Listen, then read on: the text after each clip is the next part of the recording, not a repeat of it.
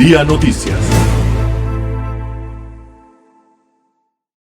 Debido al disturbio 92L, el titular de Protección Civil, Josué Ceja Espejo, exhorta a la población a alejarse de los ríos de respuesta rápida.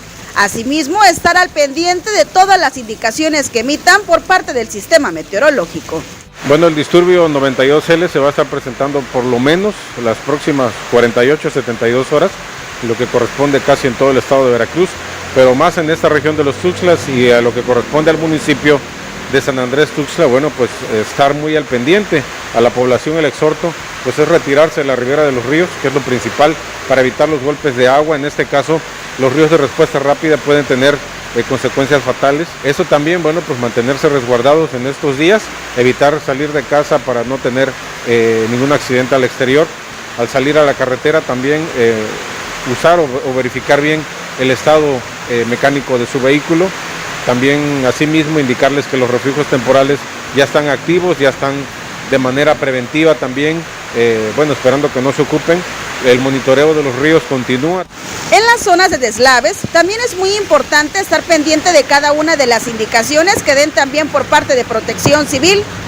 En caso de alguna emergencia, pedir un favor a alguno de nuestros familiares para poder refugiarnos en sus casas.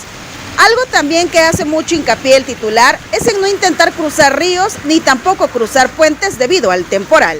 Bueno, y asimismo también exhortar a la población para evitar cruzar los puentes vados que estén en ese momento crecidos, ya que por años o por estadísticas se han registrado muchos accidentes, ya sea de personas que van a caballo, en motos o en vehículos, y los ríos de respuesta rápida no tienen horario, ¿sí? La lluvia, como es una lluvia típica que en este momento estamos teniendo por este fenómeno que está presentándose, no sabemos la cantidad de lluvia que vaya a caer, entonces hay que estar prevenidos. Si el río está crecido hay que evitar cruzarlo, hay que esperar a la medida, ver los pronósticos. Si podemos cruzar de forma segura, lo vamos a hacer. De lo contrario, eviten accidentes. Con imágenes de Daniel Miros, para el Día Noticias, Nadiedit Lararévalo.